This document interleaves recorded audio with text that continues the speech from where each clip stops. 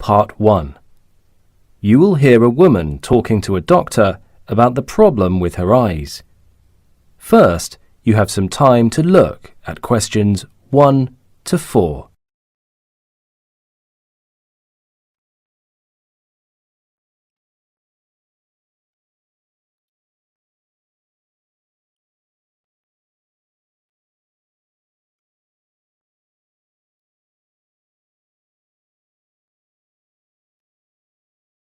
Now listen carefully and answer questions 1 to 4.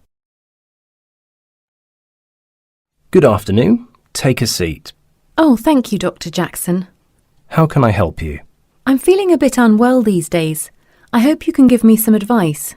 Okay, could we start off with some basic details so that I can fill in the patient form? Sure.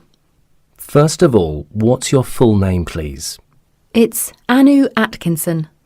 Could you spell your family name? Atkinson. Atkinson.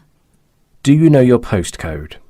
Yes, I think it's EL214FB. Let me check. Oh, sorry, it's actually EL142BF. Thanks. And where are you living now? At the moment, I'm living with my parents on Queen's Avenue. Okay, got that. And your date of birth? October 1st, 1986. Oh, what a coincidence. It's my birthday too, but I was born in 1984. Do you have a telephone number that I can contact you with? Yes, it's 875934, but I'm out and about a lot in the afternoon and evening. So would the best time to ring you be in the morning? Yes. Fine, got that. Before you hear the rest of the conversation, you have some time to look at questions 5 to 10.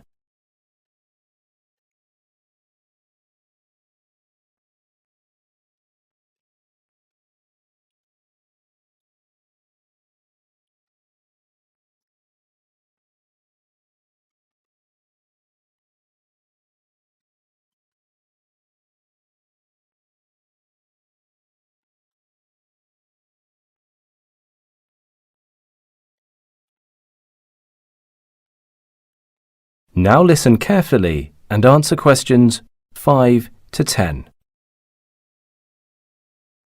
Now, what exactly brings you here? Well, my eyes seem to have some problems whenever I spend more than half an hour reading books or working on the computer. I see. Is this a new problem or an old one? I mean, has it been happening for a long time? No, it started just 3 days ago. Oh no, I think it was 5 days ago in the gym after I played badminton. So it was after you played badminton. What is the symptom exactly? I see these flashing lights. I can't figure out what happened. Do you know what it is? I didn't know that either at the moment. What was the condition of the room where you played badminton? Was it very dark? Oh, it was very bright. Sometimes I couldn't even open my eyes. Since then, I haven't been able to see things clearly. Oh, that might be the reason. And have you ever been treated before for anything like dizziness?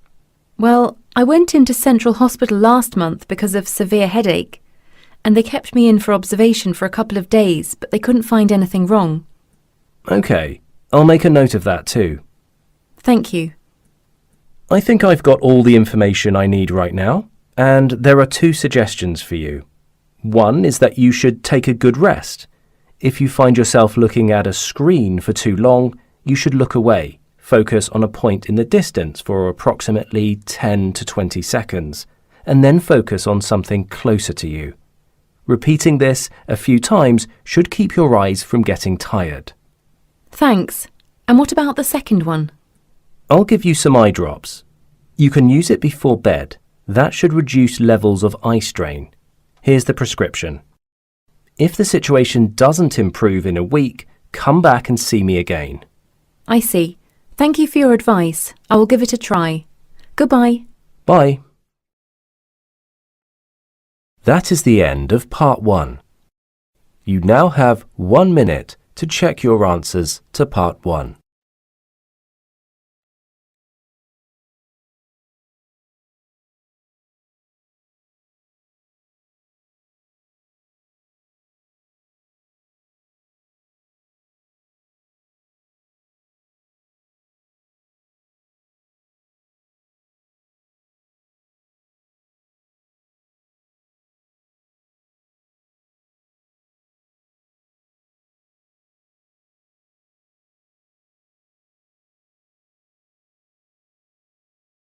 Part 2.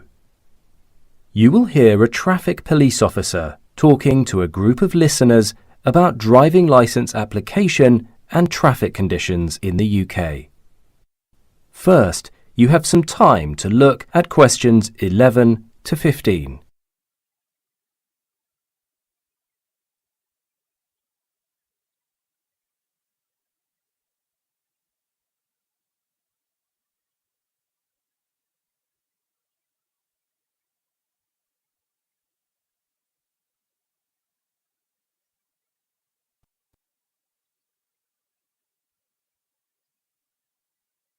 Now listen carefully and answer questions 11 to 15. Hello, I'm Edward, and I'm here to tell you about road conditions in various areas of the UK. I am also going to tell you about driver's licenses in the UK. If you have never had a driver's licence, or you have one from another country and you want to get a UK licence, you must be a UK resident. You will need to show a medical report when your UK licence needs to be renewed. If you are trying to translate your original foreign driving licence to apply for a UK licence, which is a must if you want to be able to drive here, you will need to visit an official agency.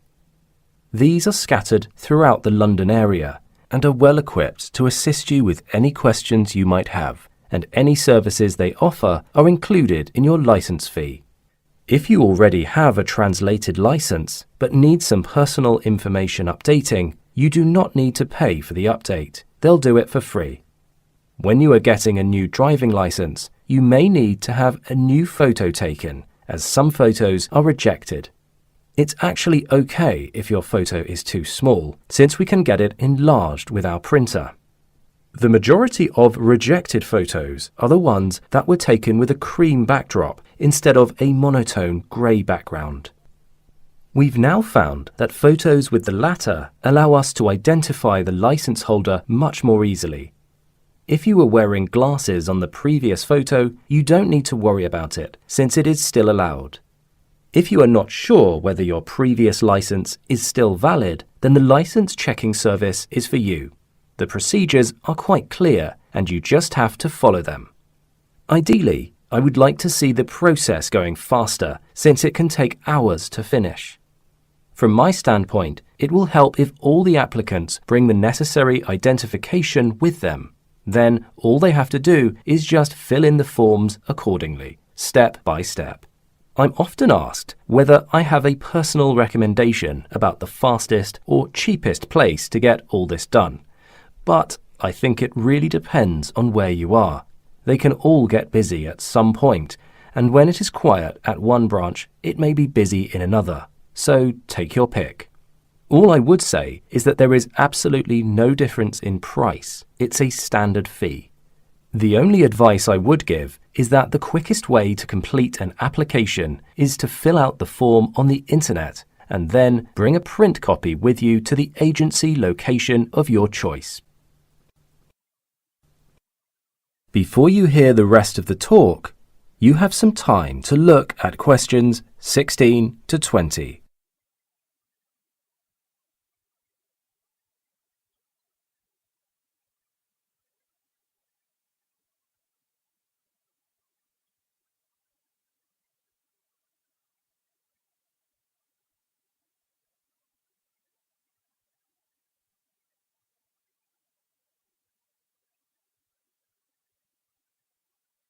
Now listen carefully and answer questions 16 to 20. Next, people frequently ask me what I think of the road conditions in some of our cities. London is obviously the biggest and busiest, and there are lots of parking restrictions, one-way systems, and so on. But on the whole, I find the traffic signs are very clear. In Edinburgh, most people use digital maps to get to know local traffic and road conditions, which can be estimated through different traffic flow lines. It is a city of lights, traffic lights, but they're extremely efficient as they're timed perfectly to get the traffic flowing smoothly. That's important because pedestrian areas and crossings are always packed with people on foot, which needs strong regulation. The city of Cardiff has tackled traffic flow in a different way. It recently completed a road expansion scheme, and the extra lanes of the dual carriageway are easing congestion. It's a similar story in Manchester. Instead of going through the town centre, most vehicles choose ring roads so as to avoid the downtown congestion.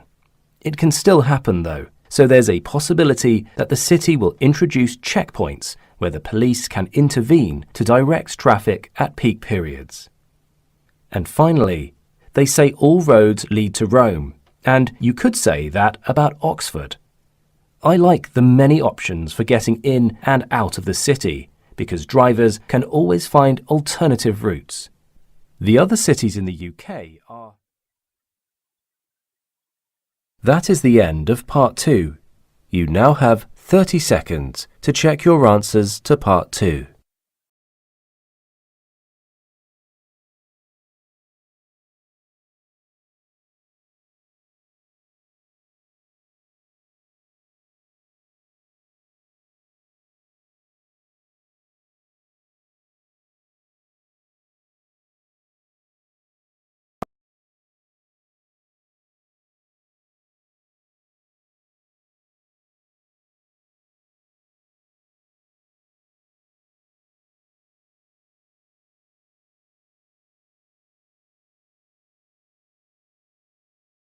You will hear Jack and his tutor discussing a research on food.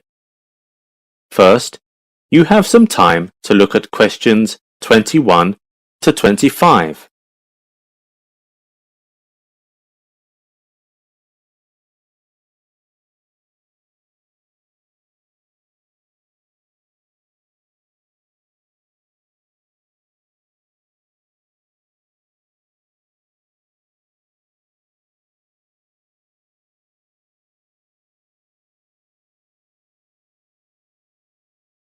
Now listen carefully and answer questions 21 to 25. Jack, how is your research into food additives and ingredients going? My project is going well, although I haven't quite finished.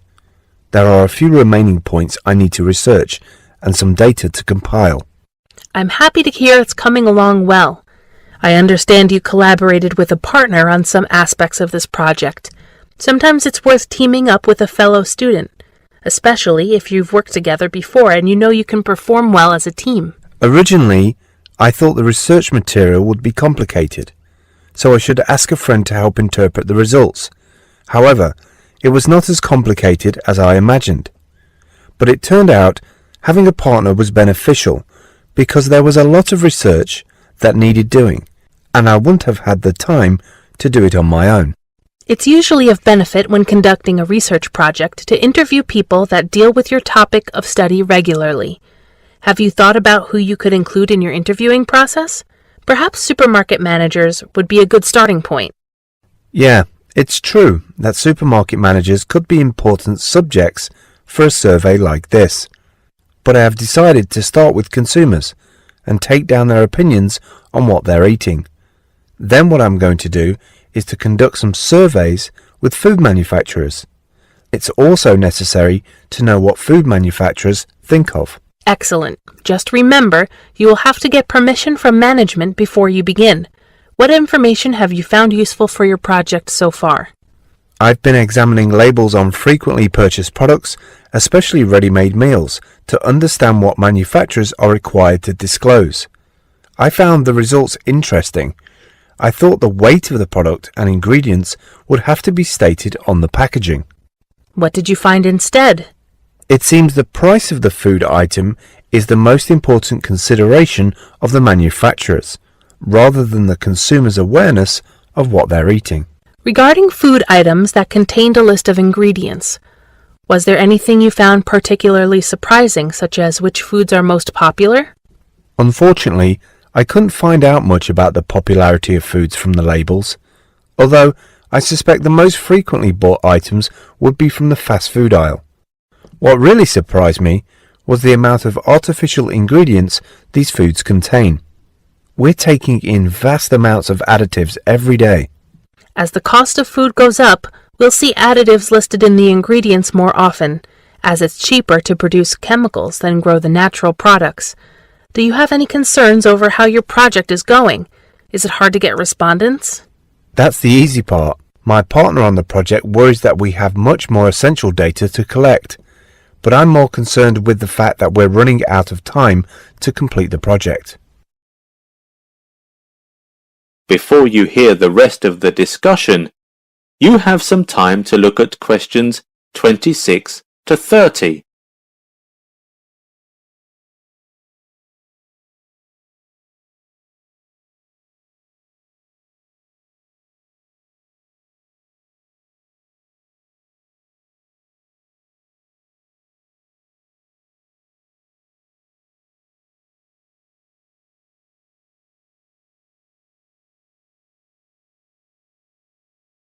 Now listen and answer questions 26 to 30.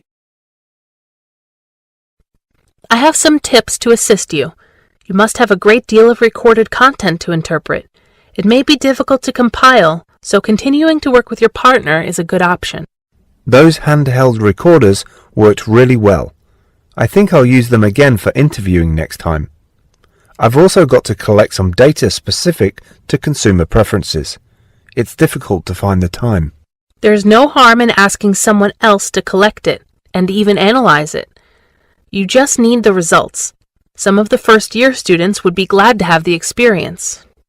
That would be fantastic. I've got some specific research to do on the ingredients of well-done beef.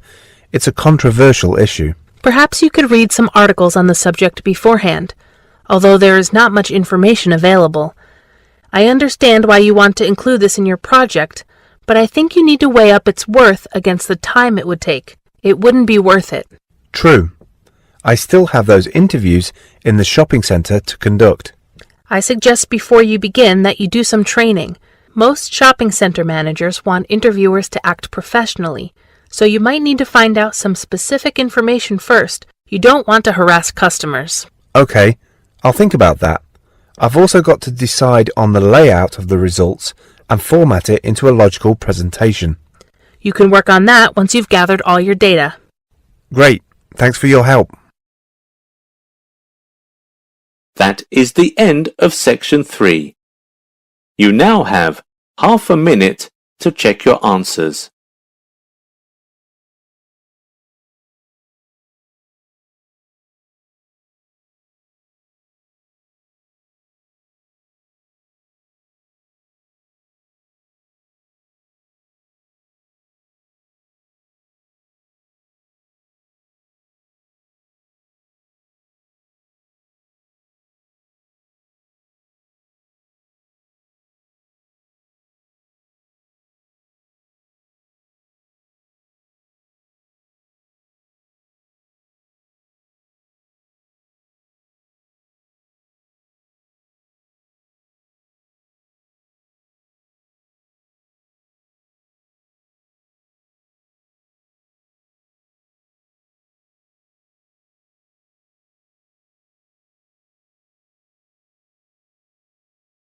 Part 4.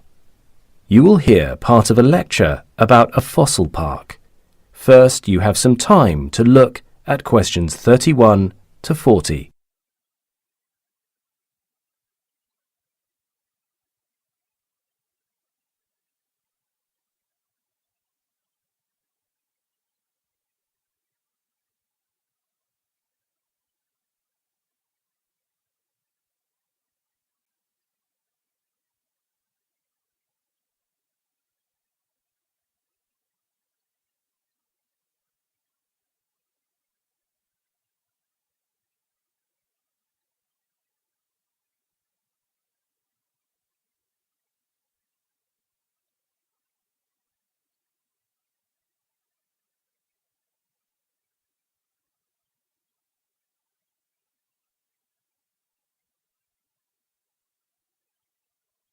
Now listen carefully and answer questions 31 to 40.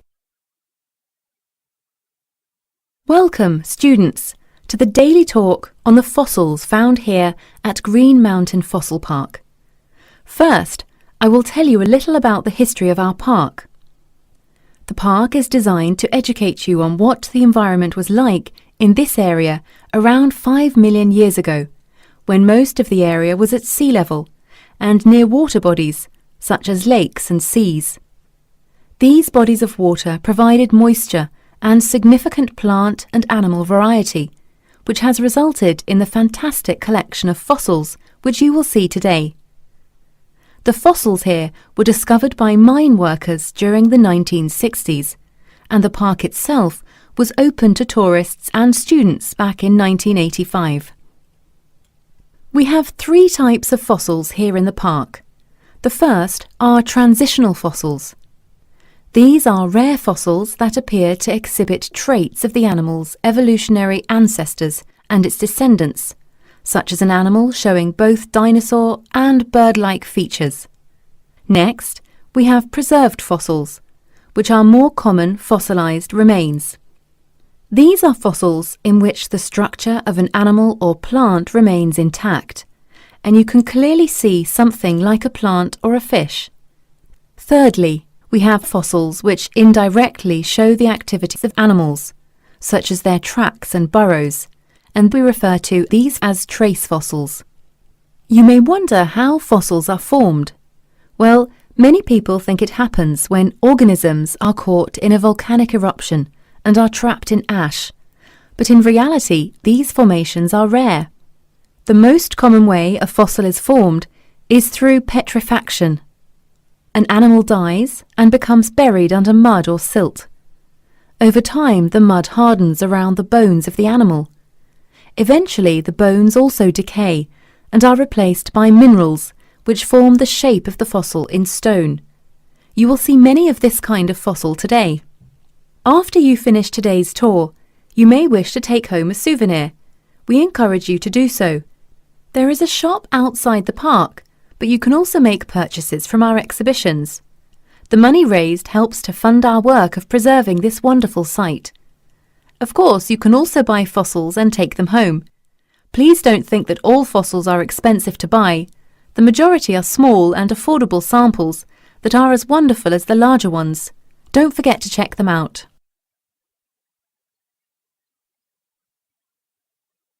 As you can see, you all have some worksheets to go through here today. These will help you to learn as much as you can from your visit. There are also some tools you will find as you go around the site. For example, there are tape measures available beside each fossil so that you can note the dimensions of each fossil. This can help us to identify different species. We also encourage you to use your specially designed notebook to record as many different types of rocks as you can. Geology forms an important part of the study of fossils, and so we want you to focus on the types. If you brought a camera along with you today, don't hesitate to use it, as the images of the fossils will be worth reviewing later. You may wish to experiment with the settings to see what they are like. Here in the Information Centre you can pick up an information sheet which contains some useful tips on how to do that. Last of all, you can practice using a compass. Even though you cannot locate the fossils themselves using the compass, it will help you find the sediments, which are the key to the location of the fossils. These are very soft, so to protect the delicate fossils, trowels and plastic covers are needed. You will find these throughout the site. Please use them. Please feel free to ask any of our staff as you tour around, and enjoy your day. We hope you leave us today with a greater passion to study fossils further. That is the end of Part 4. You now have 1 minute to check your answers to Part 4.